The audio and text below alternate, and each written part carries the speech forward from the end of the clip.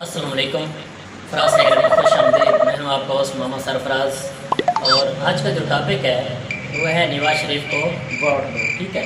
تو آپ دیکھیے نواز شریف کو ووٹ ہم کیوں دیں گے، سوچنے والی بات ہے۔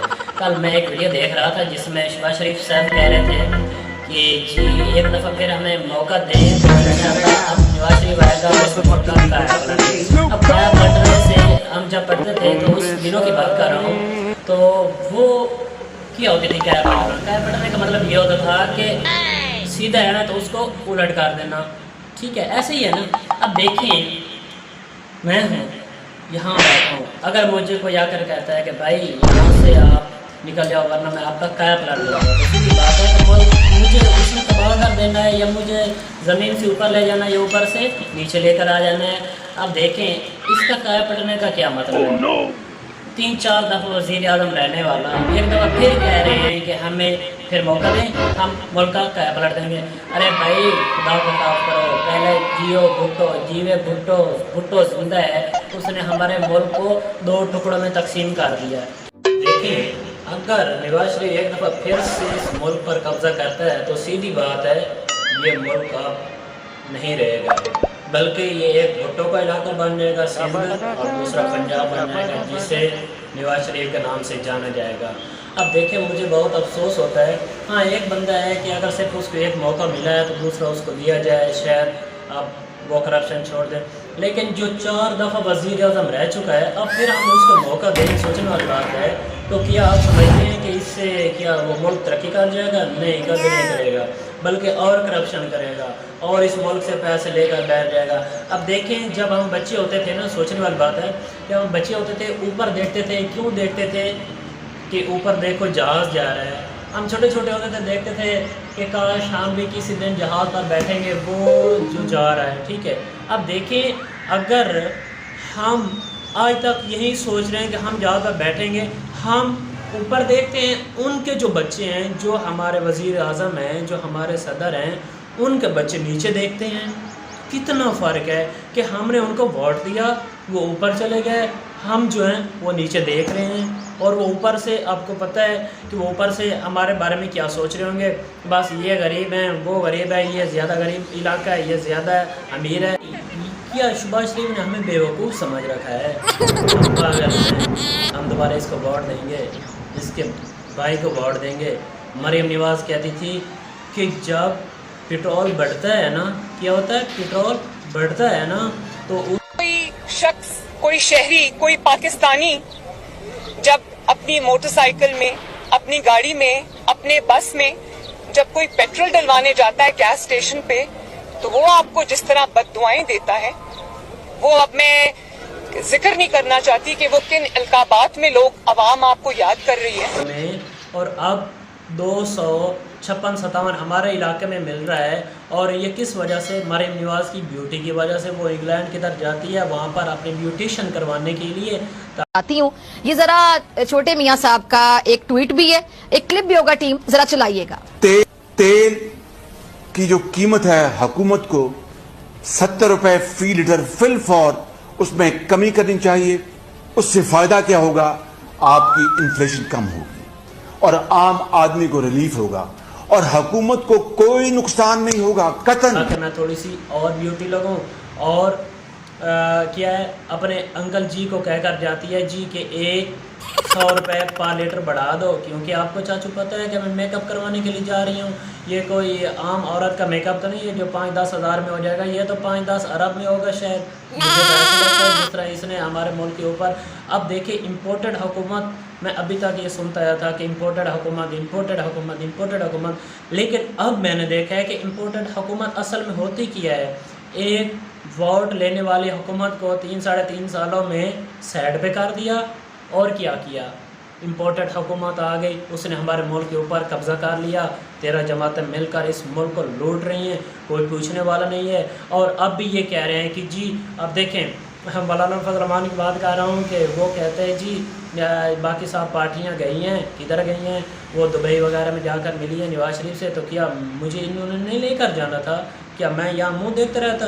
لہٰذا جی میں اب تھوڑا سا اس کے خلاف ہو رہا ہوں۔ اب دیکھیں مطلب کیا ہے کہ اس پارٹی میں وہی لوگ شامل ہیں جو کرپٹ ہیں، اب دیکھیں مزے کی بات یہ ہے کہ میں اپنی ایک مثال لیتا ہوں کہ اگر کوئی میرا پیسہ لوٹ رہا ہے، ٹھیک ہے، میں ان کے خلاف کارروائی کرتا ہوں تو ایک پارٹی نہیں، دو نہیں، 8 10 15 پارٹیاں یا 15 بندے مل کر وہ میرے پیسوں کو لوٹ رہے ہیں، جب میں ان کے ایک ایک کے خلاف جاؤں گا تو وہ سب اکٹھے ہو جائیں گے. سیدھی بات ہے کہ ہم اب ان کے ساتھ لڑائی کرتے ہیں، یہ ایک ہے، ہم 10 15 ہیں، اگر ہم ایک ایک ہو کر ان کے ساتھ لڑیں گے تو ہم زیر ہو جائیں گے. لہذا کیا ہے جی، سب مل کر اس کو ہراتے ہیں.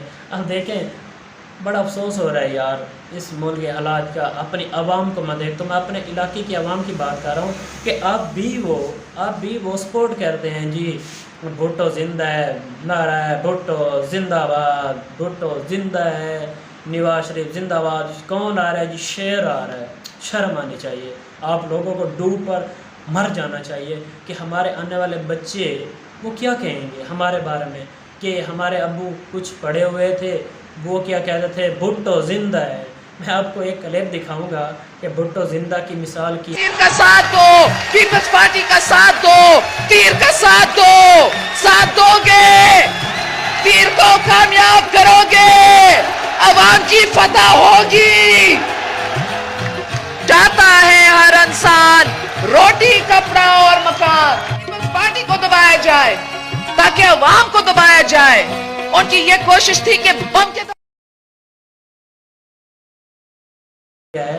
اب دیکھیں 1937 میں ہمارا کراچی کہاں تھا، 1957 میں کہاں تھا، ریاض، جدہ، کشمیر، سعودی عرب کی بات کر رہا ہوں، وہ کہاں تھا، اور آج کے حالات میں دیکھیں وہ کہاں چلا گیا. ہمارے کراچی میں کیا ہے، ابھی بھی بھٹو زندہ ہے. بھٹو زندہ ہے تو اس کی نشانی تو ہونی چاہیے کہ اگر بھٹو اب بھی زندہ ہوتا تو اب کیا ہوتا.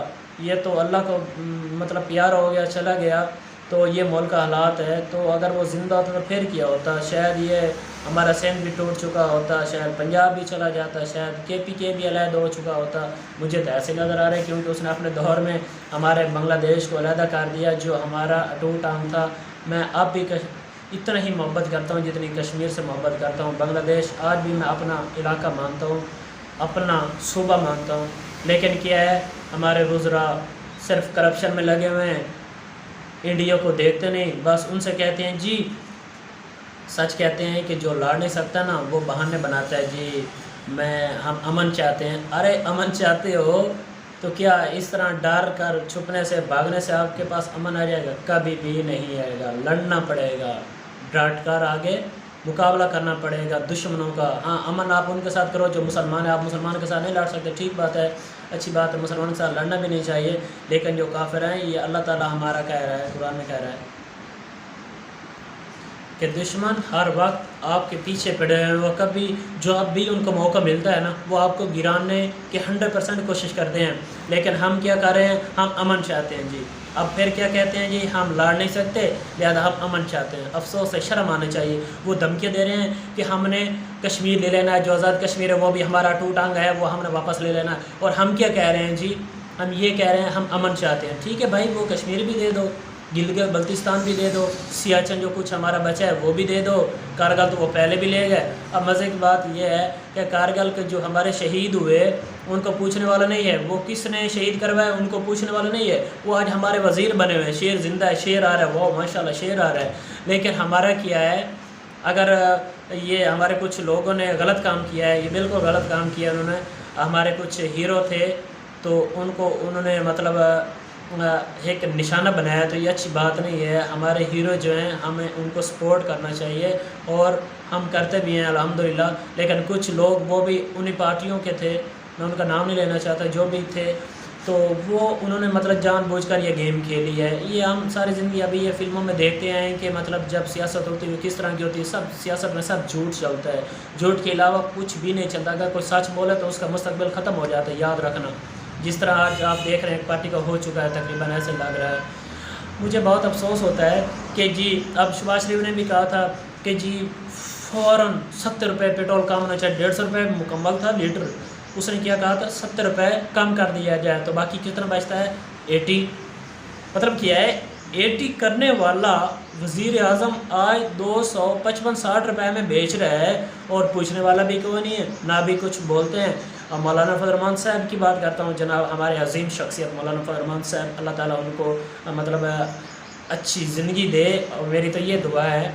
वो कहता था जी 150 रुपये पेट्रोल बहुत महंगा है, आवाम भूख से मार रही है, ये अय्याशियों में लगे हुए हैं। अब देखें 250 रुपये पेट्रोल है तो क्या है जी, मौलाना फजल रहमान को कोई पता नहीं है, 280 रुपये तक गया। मौलाना फजल रहमान को कुछ नहीं, क्योंकि वो सो रहा है ना, उनको चाहिए कि AC चलता हो, ठीक है, बिजली का बिल कोई और अदा करे, मेरा 4-5 वक्त का खाना मुझे मिलता रहे, पैसा है, जहाज़ मुझे दे दिया जाए, जो मैं पूरी दुनिया में घूमूं फिरूं, और क्या चाहिए आज के दौर में, और क्या चाहिए आप ये बताओ।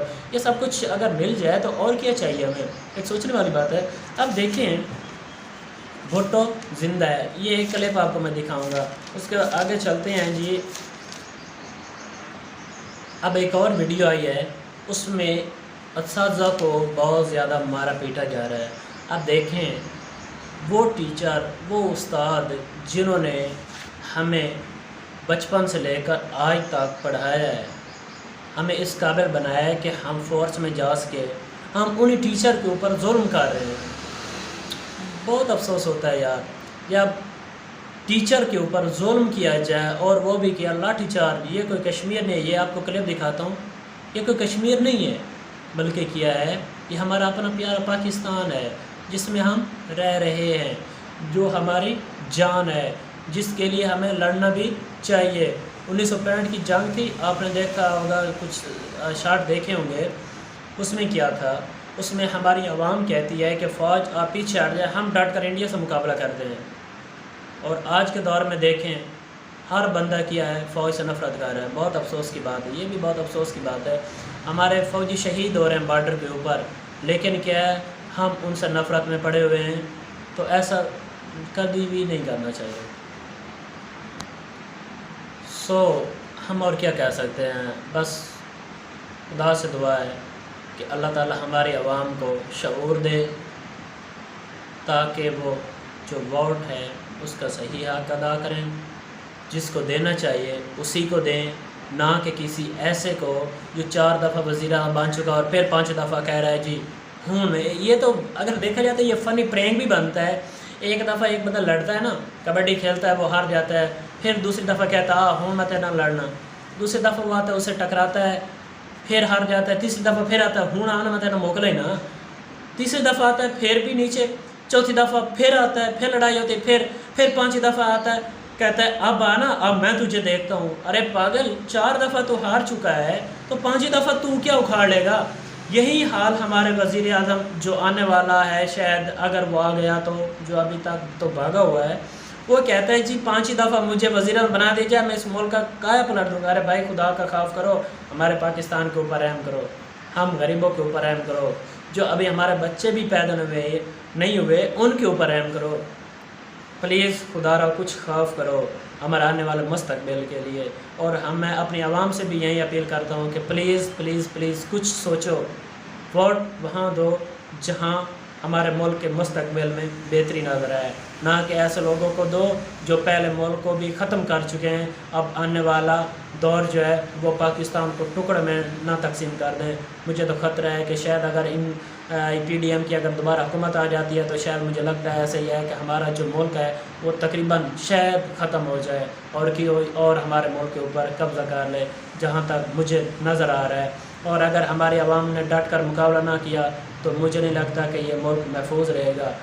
फिर भी हमें ही लड़ना है, बेशक हम तनख्वाह ना भी लेना, हमें ही डट कर मुकाबला करना है, सरहदों के ऊपर जाकर हमें लड़ना पड़ेगा। मुझे नज़र आ रहा है अगर हमने अपने मुल्क को महफूज रखना है तो। So best wishes with all people. अल्लाह हाफ़िज़।